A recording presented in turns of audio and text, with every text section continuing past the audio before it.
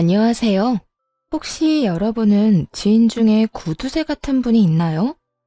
있다면 어느 정도인지 궁금하네요. 구두쇠. 제 삶을 통틀어 최악의 구두쇠라고 할 법한 사람을 시어머니로 둔 적이 있었거든요.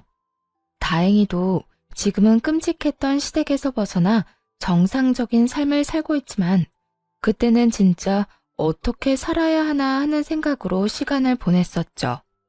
지나간 옛 인연이긴 하지만 얼마 전에 그 인간들의 근황을 듣고 너무 웃겼네요. 그래서 이렇게 사연글을 쓰게 됐으니 다들 즐거운 마음으로 읽어주셨으면 좋겠어요. 저와 남편은 어디에서나 흔히 볼 수 있는 맞벌이 부부였는데 소개팅으로 만나 친해졌고 결혼까지 하게 된 케이스였어요. 남편도 저도 평범한 회사원이었지만 남편이 저보다 돈을 많이 벌긴 했어요. 그래봐야 100만 원 정도 차이였지만 그 정도 차이도 생활하는 데는 큰 돈이었죠. 남편은 자기 것은 잘 챙기는 사람이었어요. 그런 야가 빠진 모습이 연애 때는 밉살스럽기도 했지만 결혼 후에는 장점이지 않을까 하는 생각을 했더랬죠. 자기 것을 잘 챙긴다는 건 가족들도 그만큼 잘 챙길 거라는 생각이 들었거든요. 그런 생각을 안고 남편과 결혼을 하게 됐죠. 그런데 정작 눈에 거슬리는 것은 남편이 아니라 시모였어요. 시모는 시부가 벌어온 돈을 아껴 쓰고 또 아껴 쓰며 애 둘을 대학까지 보내 번듯하게 키웠다는 자부심을 가진 사람이었어요. 그 때문인지 구두쇠 기질이 있었죠. 예, 너는 살림하는 애가 청소도 제대로 안 하고 이게 다 뭐니? 정말. 네가 일해봤자 얼마 벌지도 못하는데 넌 그냥 집에서 살림만 하면 안 되겠니? 살림도 제대로 못하는 게 집 밖에 나가서 무슨 돈을 벌어? 네, 시모는 이렇게 시도 때도 없이 신혼집에 와서는 청소 검사부터 시작해 영수증 검사, 온갖 집안일에 이르기까지 저희 생활을 검열하곤 했어요. 처음에는 그 모습에 맞춰주고 싶었죠. 그래서 청소도 열심히 하고 시모가 원하는 대로 가계부도 더 꼼꼼하게 썼는데 애가 생기면서부터는 다 놔버렸거든요. 일까지 하면서 그걸 어떻게 완벽하게 하나요? 육아마저도 거의 대부분이 제 몫이었는데요. 영수증 가져와 봐라. 얼씨구, 이건 저번에도 샀던 거 아니니? 돈을 왜 이렇게 빨리 써? 너 진짜 좀 아꼈어. 사실 청소와 영수증 검사 정도는 애교였어요. 가장 심한 폭풍 같은 잔소리가 흘러나온 건 냉장고 검사할 때였거든요. 냉동실에 이 음식들은 언제까지 넣어두기만 할 거야? 내가 여기 넣어둔 날짜 적어 놓으라고 했지? 냉동실에 있는 건 다 잊어버리고 매번 새로 사서 먹고 하면 낭비가 얼마나 되는 거 아니? 아, 어머님, 그게 아니고 그래도 언제 넣었는지 기억하고 있어요. 새로 사기만 하는 게 아니라 곧 먹을 거였고요. 말 대꾸 하지 마라. 그리고 반찬은 왜 또 이렇게 많아? 이건 설마 너 반찬도 시켜 먹어? 아휴, 내가 이런 애한테 아들을 맡기다니. 넌 살림을 못하는 거니? 안 하는 거니? 이런 식으로 내 아들이 어렵게 번 돈을 길바닥에 버리고 있었어. 앞으로 돈 쓰는 거 확인받아. 우리 아들 돈 한 푼도 허투루 쓰도록 놔둘 수 없으니까. 알아들었어? 솔직히 좋은 마음이 들 수가 없잖아요. 그리고 저라고 원해서 시모에게 이런 모습 보여주고 싶겠어요? 그 당시 저도 돈을 벌고 있는 직장인이었고 많은 대출금을 안고 있는 남편을 위해서 생활비는 거의 제 돈으로 쓰고 있었거든요. 게다가 애들을 키우면서 어떻게 먹는데 돈을 안 쓰나요? 그것도 아들을 둘이나 키우는데.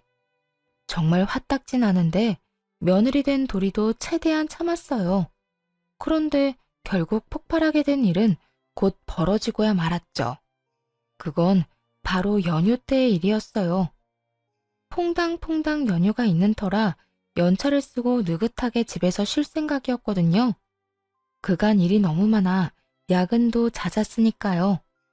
그런데 연휴 전날에 시모에게서 연락이 왔어요. 그래, 내일부터 며칠 쉰다고 들었다. 이참에 나도 가서 좀 쉬다 오고 싶구나. 집에 이부자리 하나 준비해둬라. 그 이야기를 듣는데 앞이 캄캄하더군요. 간신히 얻은 연휴를 이렇게 날릴 수 없다는 생각에 얼른 거절의 말을 생각해냈어요.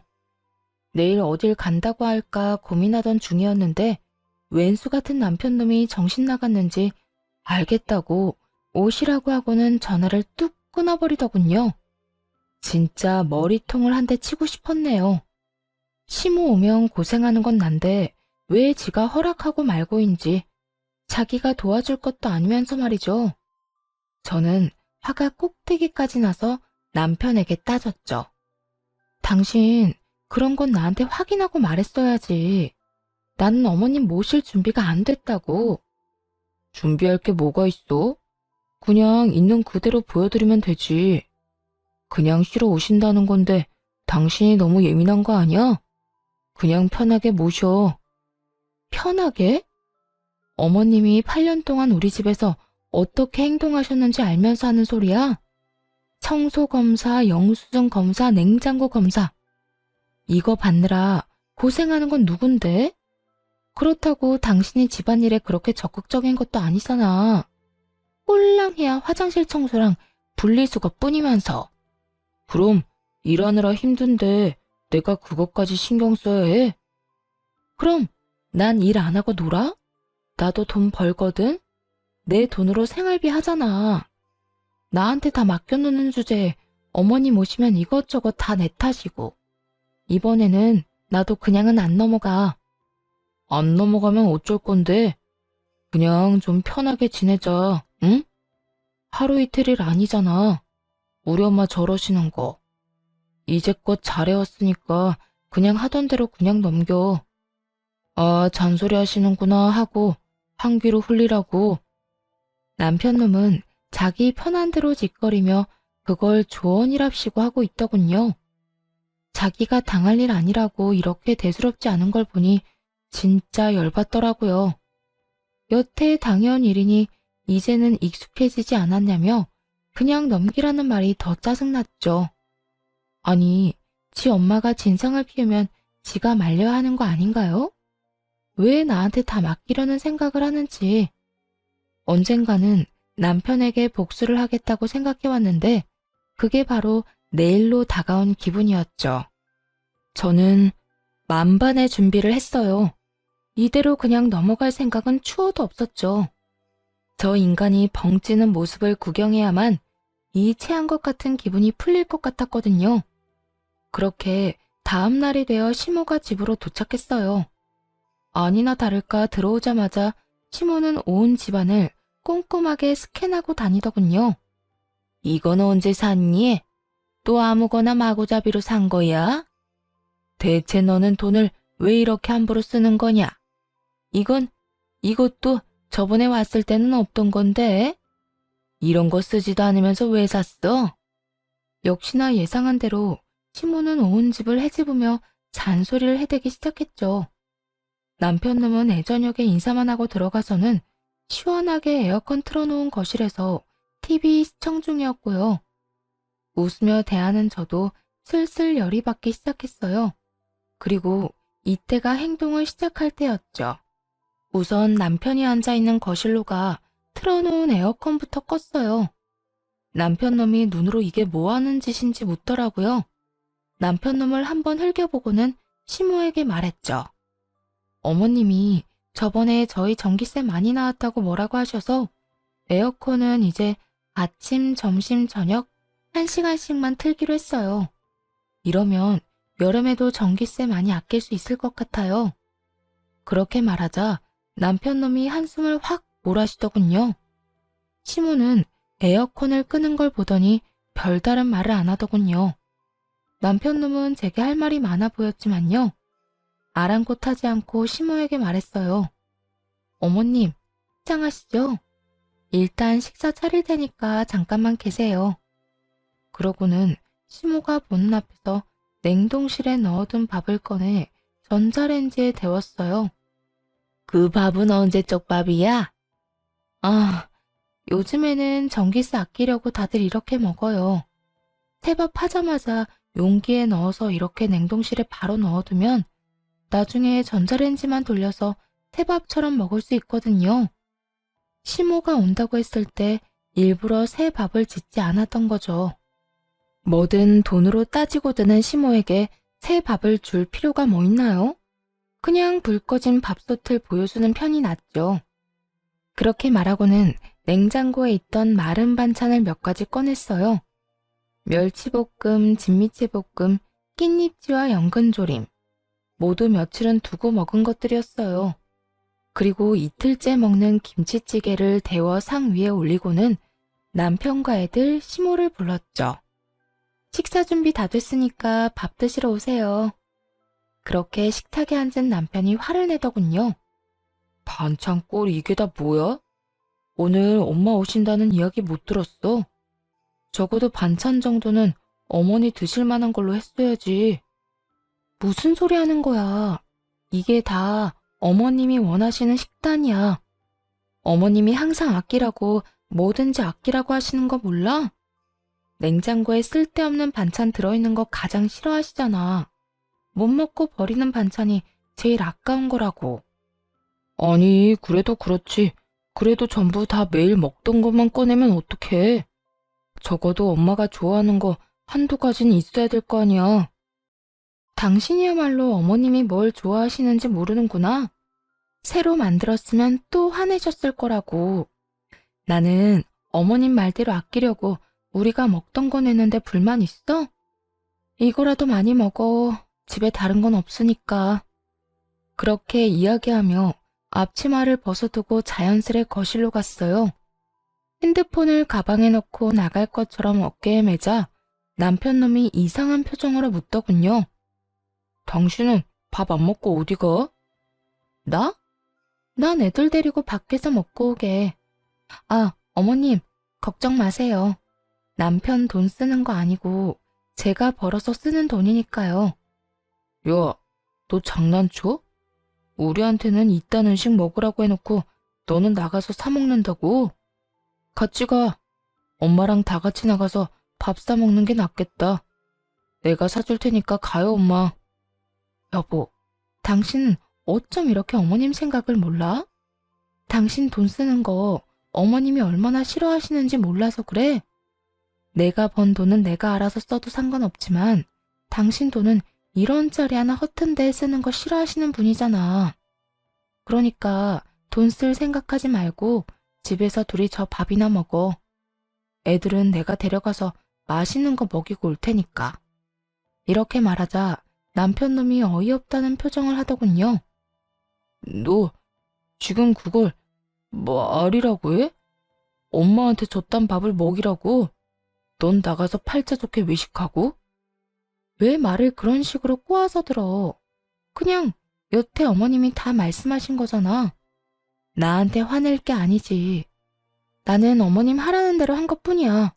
그리고 에어컨은 켜지 말고 아껴. 전기세는 당신이 내는 거잖아. 알았지? 와, 진짜 너. 그래서 넌 진짜 나가서 먹는다고? 응. 혹시라도 밖에서 먹고 싶으면 어머님한테 여쭤보고 같이 나가서 먹고 와. 나랑 애들까지 끼이면 어머님이 싫어하시거든. 돈 함부로 쓴다고. 그럼 어머니, 식사 맛있게 하세요. 저는 애들이랑 나가서 먹고 올게요. 그렇게 말하고 나서자 시모의 표정은 완전 썩어버렸어요. 설마 제가 이런 수를 쓸 줄은 몰랐나 봐요. 에어컨도 안 튼 더운 집에서 익어가며 전자레인지로 데운 밥에 마른 반찬과 김치찌개를 먹으면서 좀 깨닫기를 바랬어요. 여태까지 당신이 어떤 행동을 나한테 요구했는지를요. 그런데 집에 돌아오니 시모는 어느새 집에 가고 없더군요. 어머님은? 이틀 동안 계시다 간다고 하지 않았어? 내가 빨리 가시라고 했어. 더운데 에어컨은 틀어야 할 거 아니야. 그런 거 치고는 집이 시원한데? 그럼 내 집에서 내가 마음대로 에어컨도 못 틀어? 내 돈 내니까 난 시원하게 있어도 되지. 당신이 이러는 걸 보면서도 당신한테는 잔소리 안 하시는 거 보면 참 대단해. 잔소리를 며느리만 들어도 된다고 생각하시나 보네. 빈정거리는 제 말에 남편놈은 대답을 안 하더군요. 이번 일로 남편도 시모도 충격을 받은 게 틀림없어 보였어요. 설마 하니 두 사람만 놔두고 나가서 외식을 할 줄도 생각 못했겠죠. 그 뒤로 시모는 적어도 먹는 걸로는 아끼라는 소리는 하지 않더군요. 냉장고 검사도 당연히 자연스레 사라졌고요. 아무래도 남편이 시모에게 한마디 한 모양이었어요. 그게 아니면 시모가 이렇게 조용해질 리가 없었으니까요. 그렇게 시모와의 싸움에서 한 가지는 얻을 수 있었네요.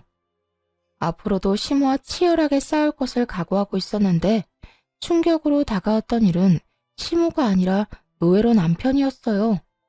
그때가 어버이날이었거든요. 가정의 달이라 돈이 많이 드는 날이었죠. 그 당시 전 매달 친정과 시댁에 각각 30만 원씩 용돈을 드리고 있었어요. 사실 남편이 챙겨주면 좋았겠지만 남편놈은 그런 곳에 쓸 돈 없다며 절대 안 된다고 했었죠. 그러면서 대출금 나가는 거, 저축하는 거 그런 걸 더 중요하게 생각하더라고요. 참 편협한 사고를 하는 사람이었죠. 하지만 어른들한테 잘하는 건 이득만으로 하는 건 아니잖아요. 키워준 은혜고 어찌 보면 자식된 도리로 하는 거죠. 솔직히 매달 용돈까지는 드리지 않더라도 특별한 날에 선물이나 용돈을 드리는 게 서로의 관계에서도 좋은 거잖아요. 그런데 남편놈은 그런 걸 모르는 인간이었어요. 여태 그래오긴 했네요. 경조사 비용도 자기가 딱 받은 만큼만 그 이상도 그 이하도 하지 않았죠. 그리고 누군가에게 무언가를 받지 않으면 절대 자기가 먼저 누군가에게 주는 법이 없었어요. 정말 작은 것 하나라도 말이죠. 그런 사람이라는 걸 알고 있었고 그랬기에 혼자서 시댁과 친정을 챙겨왔고요. 버는 돈도 있으니 굳이 그런 걸로 실랑이 하고 싶지 않았거든요. 남편이 그런 걸로 돈을 안 쓰는 대신 그래도 자기 월급은 잘 저축하고 있었으니까요. 그런데 저희 아버지 칠순에 남편이 보인 행동에 정말 기가 막혔습니다. 당신 우리 아버지 칠순은 어떻게 할 거야? 용돈? 아니면 선물? 칠순 때? 난 그냥 가서 밥만 먹고 오려고 했는데. 뭐? 아니, 장인어른 칠순에 아무것도 준비 안 하는 사이가 어딨어. 내가 대체 뭘 해줘야 하는데? 내가 장인어른한테 받은 게 있긴 해? 돈 받은 것도 없고 처가에서 우리한테 해준 것도 없는데 내가 뭘 신경 써줘야 하는데? 이 못된 버릇과 생각이 이런 식으로 이렇게 튀어나올 줄 몰랐어요. 우와, 진짜 저 조동아리를 확 쥐어틀고 싶더군요. 최대한 마음을 진정시키고 물었죠. 당신, 그럼 얼마 전에 한의원 가서 받아온 약은 뭐야? 그거? 내가 요새 몸이 안 좋더라고. 그래서 내가 먹을 약 좀 지어왔지. 얼마나 하는데? 뭐 이것저것 몸에 좋은 거 넣으니 한 60만 원 나왔는데 나중에 저만큼 한 번 더 먹으라고 하더라고. 요새 내가 기가 많이 허해서 힘들다고. 그래서 알겠다고 하고 나왔어. 이 소리를 들으면서 기가 막혀 쓰러질 뻔했어요. 솔직하게 말해서 그 한약이 친정아버지 칠순 때 드릴 선물이라고 생각했거든요. 남편이 약 상자를 뜯지도 않았고 샘플 같은 걸로 받아온 약만 먹길래 당연히 선물용이라 뜯지 않은 건 줄 알았는데 그게 아니었더라고요. 그저 샘플을 먼저 먹고 새 걸 먹을 생각이었던 거죠. 너무 열받아서 남편에게 한마디 했어요. 네 몸에 몇십만 원 쓰는 건 안 아깝고 장인어른한테 돈 쓰는 건 아까워? 아깝다기보다 왜 그래야 하냐는 거지. 그럼 네 돈으로 용돈 드리면 되잖아. 아니, 이제껏 다 네 돈으로 했으면서 왜 갑자기 이러는 건데? 칠순이 뭐라고? 그냥 70살 생일 아니야. 그럼 그냥 생일 지내는 것처럼 지내면 되지. 야, 꼭 그렇게 네 돈 내 돈 구분해야 해? 내가 왜 너희 부모님한테 매달 용돈을 드리는데 그게 며느리 된 도리라고 생각하기 때문이야. 아버님 은퇴하시고 연금만 받아서 생활하시기 힘드실까 봐. 그래, 잘했어. 누가 그러래? 네가 원해서 한 거면서 생색이라도 내겠다는 거야, 뭐야? 뭐? 생색? 내가 언제 한번 그런 거 티낸 적 있었어? 그게 그냥 도리라고 생각했다고. 넌 최소한의 사위된 도리도 안 하면서 뭐라고?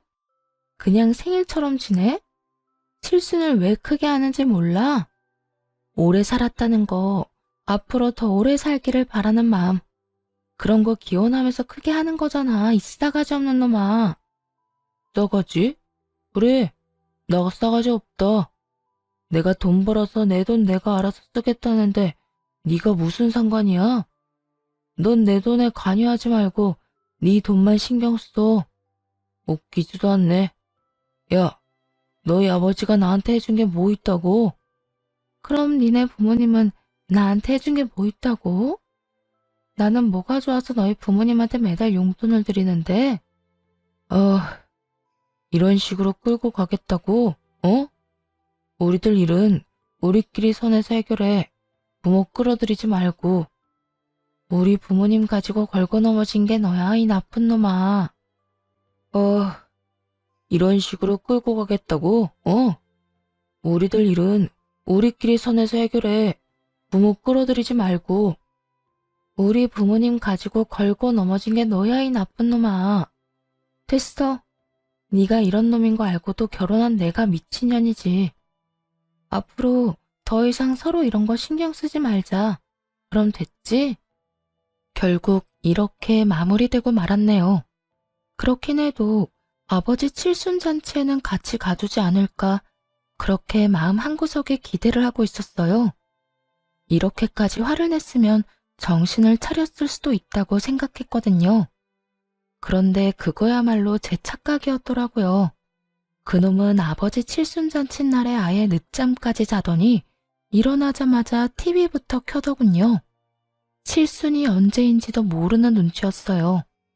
저런 인간을 사위라고 생각하고 있는 아버지에게 죄송했고 저걸 남편이랍시고 말하고 다니는 것도 창피하다는 생각이 들었죠. 결국 아버지 칠순에는 저와 아이들만 다녀왔고 이때 열을 엄청 받았고요. 다른 형제자매들은 남편 와이프 다 데리고 와서 하하호호 즐거워하는데 저는 아버지에게 거짓말을 해야 했으니까요. 남편이 바빠서 못 왔다고요. 차마 오기 싫어한다고는 말할 수 없잖아요. 어떻게 그러겠어요? 그렇지만 아버지는 믿지 않는 눈치더군요. 만약 칠순잔치를 하는 걸 알고 있다면 적어도 아버지에게 전화라도 해서 못 가서 죄송하다고 칠순 축하드린다고 그렇게 이야기라도 했을 테니까요. 그런 전화도 없는 걸 보고서는 이미 알아챈 것 같더라고요. 저와 남편 사이가 삐걱거린다는 걸요. 아버지는 마지막까지 이렇게 말씀하셨어요. 괜찮다고 살다 보면 그런 서운한 일도 생긴다고요. 하지만 그 위로는 전혀 마음에 와닿지 않았네요. 기가 막힌 타이밍에 시모에게서 환장할 만한 전화가 왔거든요. 그래, 너 어디냐? 내가 너한테 할 말이 있어 전화했다. 매달 나한테 주는 용돈 너무 적은 것 같아서 말이다. 너희가 낭비 안 하고 아끼면 나한테 줄 용돈 20만 원 정도는 더 늘려줄 수 있을 것 같은데. 네? 어머니, 갑자기 그게 무슨 말씀이세요? 부족하게 드린다고는 생각하지 않았는데요. 부족하지 않기는 내가 들어보니 다들 부모한테 용돈 그만큼 주고받는다고 하더라. 너희도 참고해서 다음 달부터는 용돈 좀 늘려서 보내라. 어디 가서 이야기하기가 부끄러워서. 넌 남편 돈 이상한 데 쓰지 말고 효도하는 데나 써. 알았지? 그러지 않아도 열받은 상황에 기름을 붓는 통화였죠. 그 전화를 끊고 실성한 것처럼 웃음만 나더라고요. 그거 아세요? 너무 화가 나면 오히려 웃음만 난다는 거. 지 자식은 자기 돈 아깝다고 장인 칠순에 아무것도 준비도 안 하고 아예 축하연에 갈 생각도 없어서 가지도 않았는데 시모라는 인간은 마치 맡겨놓은 것처럼 용돈이나 더 올려달라고 하질 않나. 참 어이가 없었네요. 그래서 남편놈이 하는 그 싸가지 없고 쪼잔한 행동 그대로 하기로 했죠. 다음 달 용돈? 아니, 이번 달 용돈부터 아예 안 보냈어요. 시모에 대한 반항이기도 했지만 장인 칠순잔치에 가지도 않고 선물도 준비 안 하는 남편놈에 대한 반항이기도 했어요. 그리고 정말로 끝을 생각하고 한 행동이기도 했죠. 이혼 말이에요. 용돈을 보내야 할 때가 지나도 돈을 보내지 않자 바로 그 다음날 아침부터 시모가 전화를 해대더군요.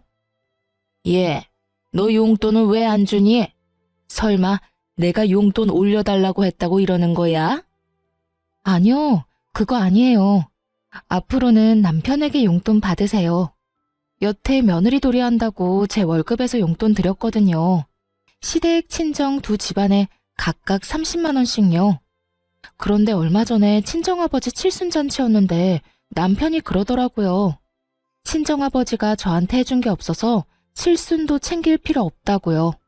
그러면서 앞으로 자기 부모님 각자 챙기자고 했고 그렇게 하기로 했어요. 뭐야? 지금 아들이랑 둘이 있었던 일로 나한테 화풀이 하는 거니? 화풀이가 아니라요. 저도 어머님한테 결혼하면서 따로 받은 게 없고 있더라도 여태 10년간 30만 원씩 용돈 드렸으니 그걸로 충분하다고 생각해요. 그러니 앞으로는 제 월급으로 어머님 용돈 드릴 생각이 없어요. 남편한테 이야기 한번 해보세요. 어머님한테 받은 게 많으면 알아서 챙겨주지 않겠어요? 아니, 내 용돈을 네 월급에서 줬다는 건 또 무슨 소리니? 네가 우리 아들 월급 관리하는 거 아니야? 시모가 놀라더군요. 자기가 그랬던 것처럼 저도 남편의 월급을 다 받아서 그 돈을 쓰고 있다고 생각한 모양이더라고요. 그러니 그런 식으로 사람을 잡듯이 검사를 했겠죠. 이참에 그 오해부터 풀기로 했어요.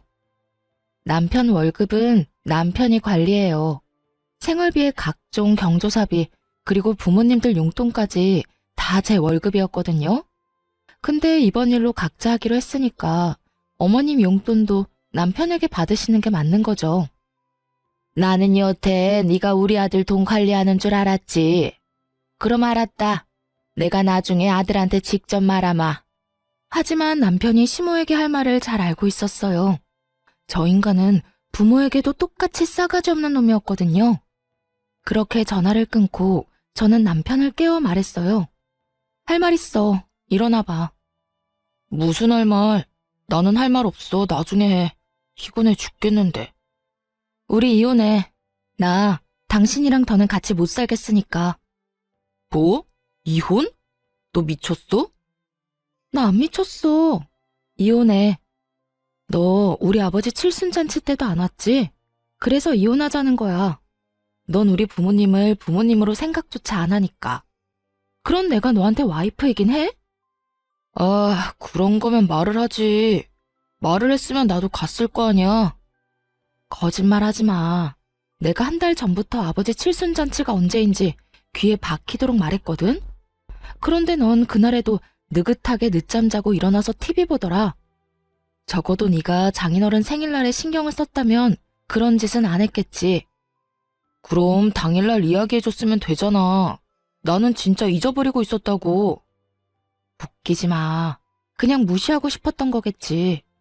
우리 아버지가 너한테 해준 게 없어서 너도 뭔가를 할 필요가 없다며. 너한테 해준 거 없는 인간은 전혀 중요한 사람이 아니라는 거잖아. 아니, 그건 불만이 있었으면 그때 바로 얘기했어야지. 왜 지금 와서 이렇게까지 심각하게 만들어? 불만? 불만이 아니라 네가 우리 아버지에게 그러는 거 보고 깨달았어. 넌 우리 엄마에게도 그런 태도일 거고 나한테도 결국에는 그런 행동이겠지. 그러니까 그냥 각자 길 가자. 각자 돈 관리하는 것처럼. 야, 네가 지금 무슨 소리를 하는지 알기나 해? 생각하고 말하는 거냐고. 너랑 내가 무슨 부부야? 부부는 가족 간의 결합이라는데 너는 우리 부모님을 부모님이라고 취급할 생각도 없어 보이잖아. 그러니까 제발 부탁이니까 헤어져줘. 이 말을 듣고는 남편놈이 벙찌더군요. 그리고는 무슨 이런 이유로 이혼을 하냐고 따지며 잡으려고 하더군요. 그렇지만 철저히 남편을 무시하니 자기도 빈정이 상하고 자존심이 상했는지 결국에는 알았다며 이혼하자고 하더군요. 그렇게 이혼 소송을 진행하게 됐죠. 그리고 얼마 뒤 시모가 그 사실을 알게 됐는지 연락이 왔어요. 너희 진짜 이혼하기로 한 거야? 도대체 무슨 이유로 이혼을 하는 건데? 그냥 같이 살면 될 것을. 어차피 이혼해봐야 너만 손해야. 잘 생각해봐라. 돈도 많이 못 버는 네가 무슨 능력으로 애 둘을 혼자 키우면서 혼자 살겠다는 거니? 넌 세상이 만만해 보이지? 그렇게 힘들어도 이혼할 만큼 결혼 생활이 개떡 같았다는 말이죠. 그리고 그냥 이혼하면 하는가 보다 하고 계셔도 알아서 이혼할 건데 이렇게 전화까지 해서 이런 말씀하시는 이유를 모르겠네요.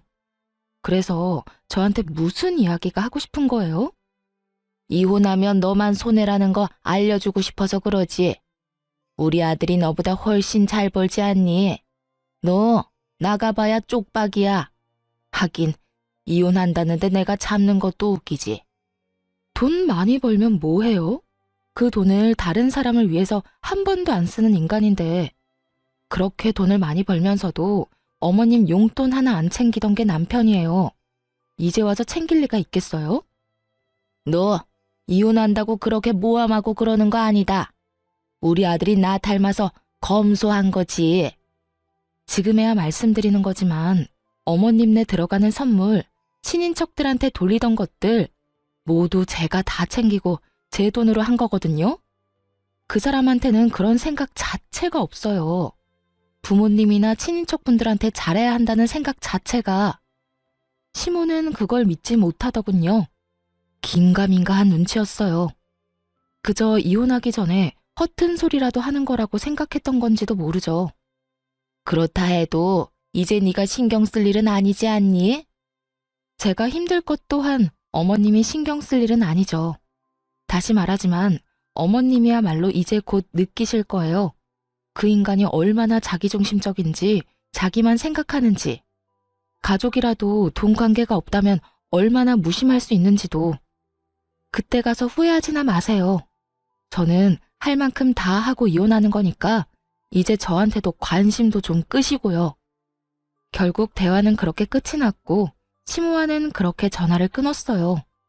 남편과의 이혼은 그리 쉬운 과정은 아니었어요. 남편 놈이 저한테 한 푼도 안 주려고 했거든요. 그저 자기를 괴롭히려고 이혼을 요구했다고만 생각하더군요. 마치 보여주기 식으로 말이죠. 누가 이혼을 보여주기 식으로 하나요? 진짜로 할 거니까 하는 거지. 멍청하게도 그걸 모르더라고요. 난 당신한테 한 푼도 안 줄 거야. 당신 나 괴롭히려고 그러는 거지? 내가 이 돈을 어떻게 벌었는데. 이 집에 대한 재산 분할을 요구하는 거라면 난 절대 줄 생각 없어. 당신이 이 집 살 때 해준 게 뭐가 있는데? 내가 원금의 절반 내고 절반은 대출해서 그것마저도 내가 갚고 있잖아. 정말이지 대단한 인간이었어요.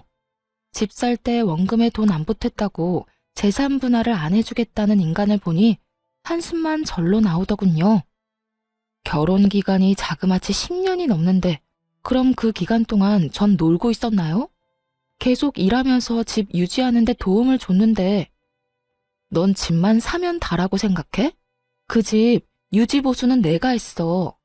보일러 고장나면 내가 내 돈으로 고쳤지. 그리고 청소도 내가 거의 다 했고 너한테 지분이 있다면 화장실 정도겠지. 뭐? 화장실? 지금 그게 무슨 말이야? 너가 청소한 게 고작 거기뿐이니까. 그런데 집에서 밥 처먹고 자고 쉰 건 생각 안 나? 다 내가 해준 거야. 네가 깨끗한 옷 입고 다닐 수 있었던 것도 다 내가 그 옷 빨아주고 생필품 사뒀으니까 가능한 거지. 아니 그게 지금 왜 나와? 그게 집이랑 무슨 상관이라고. 집 샀다고 그 집이 다 네 거냐고. 당연히 기여분이 있는 거지. 나는 생활비 내 돈으로 다 썼으니 내가 쓴 것만큼은 돌려받을 생각이야. 우와, 그게 어떻게 기여분이야? 생활비는 나만 썼어? 너도 같이 썼잖아. 어쨌든 나는 당신한테 한 푼도 안 줄 거야. 법대로 해. 나는 거리낄 것 없어. 그리고 당신이나 어머님이 나를 얼마나 괴롭혔는지 이미 내가 증거는 다 가지고 있거든? 그리고 그거 말고도 집에 생활비 한 푼 안 가져다 준 거, 시모의 돈 없는 간섭, 특히 영수증, 냉장고 검사한 거, 그런 거 싹 다 증거로 내서 위자료까지 받아낼 거야. 결국 법대로 저는 위자료를 받게 됐어요. 결혼 생활이 길었던 데다가 남편이 모아둔 돈도 꽤 있어서 재산 분할도 생각보다 많이 받아서 나올 수 있었죠. 애들 둘을 데리고 나와서 가장 먼저 간 곳은 친정이었어요. 이혼이 마무리되고 남편 놈에게 그 돈을 다 받아내고서야 겨우 저희 세 모자가 살 곳을 구할 수 있었어요. 어차피 그때도 제 돈으로 생활비를 썼으니 더 어려울 것도 없었어요. 그렇게 이혼을 하고 나서 앞가림을 하느라 그 인간들이 어떻게 사는지는 알지도 못했어요. 그런데 하루는 전 시모에게 연락이 왔어요. 처음에는 연락을 무시했는데 그 뒤로도 끊임없이 연락이 오는 바람에 대체 무슨 일로 사람을 이렇게 괴롭히나 싶어 전화를 받았죠. 그런데 전 시모가 대뜸 그런 말을 하는 거예요. 너 우리 아들 반품한 거 난 안 받을 거야. 다시 데리고 가서 살아. 너랑 있으면서 애가 완전 변했다고. 말이 되는 소리를 하세요. 10년 있었다고 변한 거 아니거든요. 30년을 자기 엄마랑 같이 지냈는데 고작 10년 있었다고 어떻게 그게 바뀌나요? 그리고 저는 그 사람이랑 불과 얼마 전에 이혼했어요. 다시 데려가라니. 불쾌한 소리 하지 마세요. 아이고, 내가 미쳤지. 너랑 이혼을 시키는 게 아닌데 내가 멍청했다, 내가 멍청했어. 그놈이 뭘 잘못 처먹었는지 나한테는 용돈을 안 준댄다. 그건 이미 제가 말했잖아요. 그 인간 자기 엄마한테 돈 줄 위인 아니라고요. 아무리 그래도 그렇지 지가 어떻게 나한테 그딴 소리를 해? 내가 용돈 좀 달라고 했더니 돈 맡겨놨냐고. 엄마가 나한테 해준 게 뭐 있는데 돈 바라냐고. 그런 악담을 이애미한테 하는 게 아니겠니? 그걸 왜 나한테 한탄하는 거예요? 그때도 분명히 말씀드렸어요. 내가 저를 위해서 얼마나 애를 썼는데 지 돈 한 푼이라도 아껴주려고 독립한다는 애 붙잡아서 집에서 따뜻한 밥 해먹이며 깨끗한 잠자리 만들어줬더니 이놈이 그 은혜를 원수로 갚아? 내가 한 수고가 돈으로 환산할 수 있는 게 아닌데도 이놈은 돈 이야기뿐이야. 전 시모는 용돈을 몇 달간 받지 못해 똥줄이 타는 모양이었어요. 그러니 이혼한 전 며느리에게 전화해서 지 아들을 다시 데려가라는 어이없는 헛소리를 하는 거겠죠. 게다가 그놈이 나한테 뭐라고 했는지 알기는 하니? 나더러 그간 내가 너한테 말한 것처럼 알뜰살뜰하게 아끼며 살면 노령연금 나오는 걸로도 먹고 사는데 지장이 없다면서 요양원 들어가기 전까지는 자기한테 돈 한 푼 요구하지 말라는 소리를. 뭐 그러시면 되겠네요. 저한테도 계속 하시던 말씀이셨잖아요. 아이고, 내가 그때 생각하면 아직도 머리가 다 어질어질해. 그놈이 나한테 어떻게 그래? 내가 아들을 어떻게 키웠는데? 먹는 것도 아끼고 잠자는 시간도 아껴가며 고이 키웠건만 이놈이 그런 엄마 가슴에 대못을 박아? 전 시모의 분노는 어마어마했어요. 그치만 그 분노를 왜 저한테 터뜨리는지 이해가 안 갔죠. 열받으면 자기 아들한테 이야기하면 될 것을. 아마 그 인간이랑은 대화 자체가 통하지 않으니 이렇게 전화해서 어떻게 좀 해달라는 의도였던 것 같아요. 하지만 제가 뭘 해줄 수 있는 상황은 아니었죠. 그러고 싶지도 않았고요. 그러게 적당히 하지 그랬어요. 평생을 그렇게 아끼며 악착같이 사셔서 아줌마 아들도 똑같이 자기한테만 돈 쓰는 거 아니에요. 다른 사람들한테 베풀고 살았으면 당연히 그 사람도 똑같이 사람들한테 베풀고 살았겠죠. 적어도 장인어른 칠순에 아무것도 준비 안 하고 찾아가 뵙지도 않는 짓은 저지르지 않았을 텐데. 아줌마? 너 말 다 했어? 그리고 너 지금 이게 다 내 탓이라는 거니? 그래요. 지금 그 사람 행동은 다 아줌마가 만든 거예요. 그렇게 토대를 마련해줬으니 그런 인간으로 완성된 거죠. 보세요. 말한 대로 됐죠? 자기 부모고 뭐고 동관계가 아니면 얄짤없는 인간이라니까요. 너 아무리 그래도 그렇지 무슨 말을 그렇게 하니? 내가 틀린 말 했어요? 그런 인간 10년 데리고 살아줬으면 오래 산 거예요. 그러니 아줌마는 후회하지 마세요. 그런 인간으로 만든 거 다 아줌마 작품이니까. 이 말에 전시모는 가슴을 두드리는지 전화기 너머로 두드리는 소리가 들리더군요. 내가 이 꼴을 보려고 그렇게 산 것이 아닌데 어째서 이런 일이 생긴 건지. 에휴, 내가 잘못이지, 내가 잘못이야. 적어도 너희 이혼할 때라도 막았으면 시어머니 대접은 받고 살았을 것을. 이제 와서 그렇게 후회한다고 해서 해결되는 건 없었죠. 그렇게 전시모의 전화를 끊은 뒤로 전 남편 전시모와는 연락한 적이 따로 없었네요. 그런데 의도치 않아도 들리는 소문은 어쩔 수 없더라고요. 10년간 지내며 같이 알고 지낸 사람도 많으니까요. 지인들 말에 의하면 투자와 코인을 한다고 난리쳤던 적이 있었나 보더라고요. 이혼 후 1년 정도 뒤에요. 주식이라고는 알지도 못하는 인간이었는데 역시 생각대로 쪽박을 찾는지 집까지 팔아먹었다고 하더군요.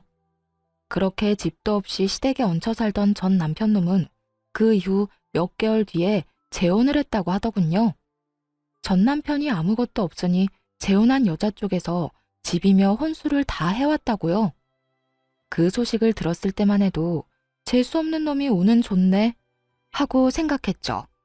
어디서 돈 많은 여자나 물었나 싶었어요. 저야 애들 키우며 힘들게 사니 그놈이 어떻게 사는지 더 이상 알고 싶지도 않았어요. 저는 이렇게 힘든데 그놈은 편하게 살면 그것만큼 열받는 일이 어딨겠어요. 그러다가 전 남편이 어떻게 사는지 확실하게 알게 될 일이 있었죠. 전 남편이 재혼하고 몇 달 뒤에 사석에서 만난 적이 있었거든요. 수십 명이 모이는 친목 모임이었고 저는 혼자서 몇 년째 참석하는 스포츠 모임이기도 했어요. 그런데 전 남편이 올 줄은 상상도 못했죠. 그 전 남편과 재혼한 여자가 그 모임에 나오기 시작했거든요.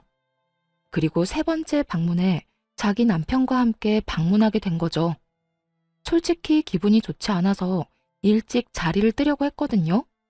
그런데 그 여자가 취하면서 자기 시댁에 관한 이야기를 하는데 너무 웃겨서 자리를 뜰 수가 없었네요.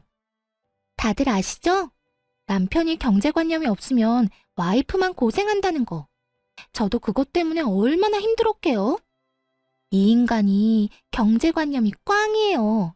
지가 번 돈은 지 거, 와이프 돈은 와이프 돈, 이 생각을 하고 있더라고요. 그런데 주식이며 코인으로 전 재산을 날린 인간이 자기 돈이라는 주장을 할 수가 있나요? 돈을 날려놓고서도 그런 생각을 가지고 있단 말이에요? 제 말이요. 친정에서 마련해준 집에서 살고 있는 인간한테 자기 돈이라는 게 있냐고요. 그래서 제가 남편 월급 통장이며 카드 싹 다 가져왔죠. 다 제 손에 있어요. 이 인간한테는 못 맡겨요. 돈을 웃기게 쓰거든요. 웃기다뇨? 아직도 투자하는 거예요? 네. 그렇게 읽고서도 되지도 않는 주식한다고 난리치고 불행인지 다행인지 첫 번째 결혼에서는 그런 사고는 안 친 모양인데 왜 저 만나기 직전에 그딴 사고를 쳤는지. 으이구. 이 인간아, 들려? 앞으로는 사고 그만 쳐. 어머, 남편분 진짜로 그랬어요? 세상 무서운 줄 모르시네. 요즘 주식이랑 코인이 얼마나 무서운데요.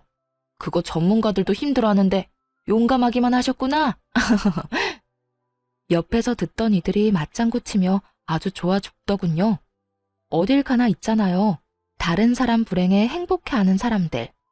물론 저도 다른 의미로 그런 사람에 속했죠. 전 남편의 불행에 행복한 전처.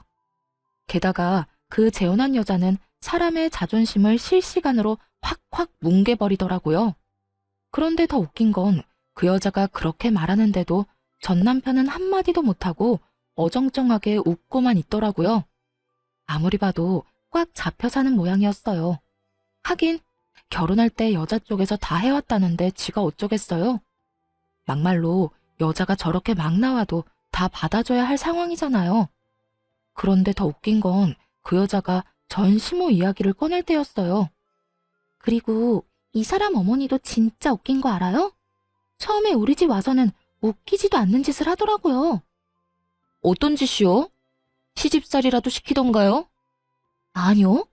청소검사, 영수증 검사, 냉장고 검사. 무슨 검사를 그렇게 하더라고요. 뭐라더라?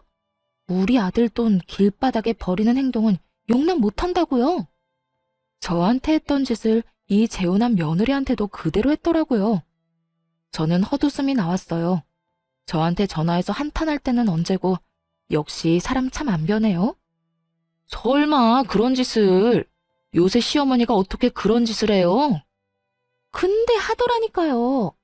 얼마나 아껴 쓰라는지. 그래서 제가 뭐라고 했는지 아세요? 뭐라고 했어요? 신경 쓰지 말라고? 그렇게 아껴 쓰면 뭐하냐고. 어머님은 왜 재산이 그것뿐이냐고 물었죠. 뭐 묻는다기보다는 그냥 비웃은 거예요. 아니 웃기잖아요. 그렇게 아껴 쓰면 뭐하냐고. 아들놈이 정신 나가서 투자한답시고 돈 다 날리고 결국에는 자기 엄마 집도 팔아제꼈는데. 그 이야기를 듣고서는 놀라서 눈이 크게 떠졌어요. 우리가 살던 신혼집을 날렸다는 이야기는 들었는데 설마 전 시모 집까지 날려버린 건 몰랐거든요. 그 이야기를 전 남편의 새 여자에게 들으니 정말 피식피식 웃음이 터져 나왔어요. 아, 이런 재밌는 일을 왜 나만 모르고 있었지? 하고요. 그래서 시어머니한테 말해줬어요. 아껴 쓰라는 헛소리 할 시간에 돈 쓰는 법도 제대로 모르는 아들놈 경제교육이나 다시 시키라고요. 이딴 영수증 냉장고 검사할 생각하지 말고 나이가 40이 넘어 50을 바라보는데도 사고만 치는 아들놈 걱정이나 하라고요. 아, 표정이 볼만했겠어요. 그랬더니 뭘 하셔요? 뭐 얼굴이 확 굳어져서는. 그 뒤로는 집에 찾아오지도 않더라고요. 결혼하자마자 집에 찾아와서 잔소리를 얼마나 해대던지 진짜. 그런 거 보니까 재혼하는 인간한테는 이유가 있구나. 저 시어머니 밑에서 10년을 버틴 첫 번째 며느리는 도대체 어떤 사람인지 궁금하기까지 하더라니까요. 나는 1년 만에 열받아서 한 소리하고 영 끊었는데 말이죠. 그 이야기에 전 시모가 호되게 당한 것도 알게 됐죠. 그리고 지금 그 이야기를 듣고 있는 전 남편 놈은 사람들의 안주거리가 돼서 열심히 씹히고 있는 상황이었고요. 전 남편이 여보 그만해 하고 옆에서 말리기는 했지만 이미 취해서 입이 풀린 재혼녀를 막을 수는 없어 보였어요. 대신 아무 말도 못하고 정색한 채로 자기 여자만 쳐다보더군요.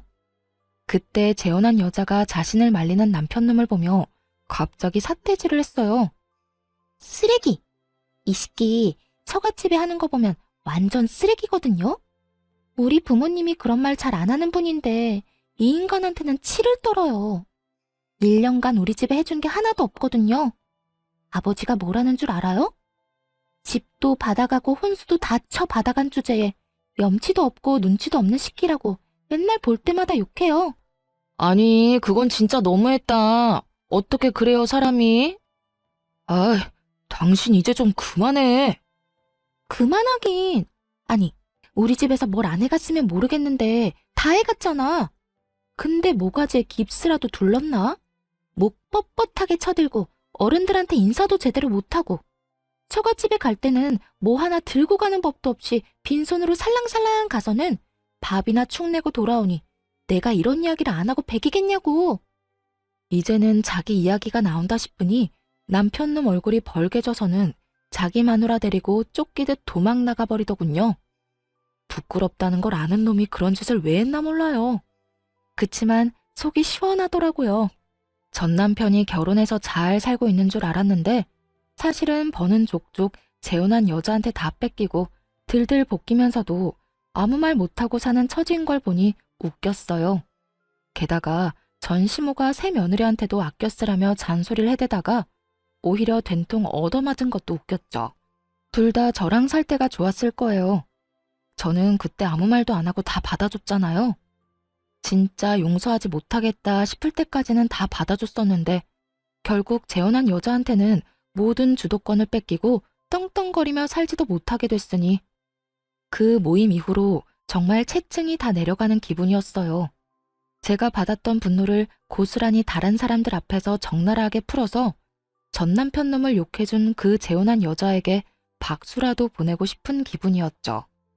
네 돈, 내 돈 가리며 살자던 남편 놈이 그 여자에게 주머니 꽉 잡혀 지내는 걸 보며 이제라도 인간이 되겠구나 싶었죠. 오죽했으면 저희 친정아버지도 그 인간 임자 제대로 만났다고 하셨겠어요. 그런 기센 여자 아니면 저런 놈은 인간 못 만든다고 할 정도였으니까요. 하긴 폭탄이 제 손에 있을 때 무섭지 남의 손에 있으면 그다지 무섭지는 않잖아요. 그런 기분이더라고요. 그 뒤로는 그 인간이 어떻게 지내는지는 듣지 못했네요. 그 모임에도 더 이상 같이 나오지 않더라고요. 하긴 술에 취해서 그런 짓을 했는데 어떻게 또 나올 수 있겠어요? 재미있는 이야기는 한 번 들은 걸로 만족해야 했어요. 하지만 이 모임에서 그때 들은 이야기를 잊을 수가 없네요. 진짜 웃다가 넘어갈 뻔한 이들의 근황 이야기를 듣고 여러분에게도 들려주고 싶어서 참지 못하고 사연글을 썼는데 다들 재미있게 보셨는지 모르겠어요. 그럼 모두들 즐겁고 행복한 하루 보내세요.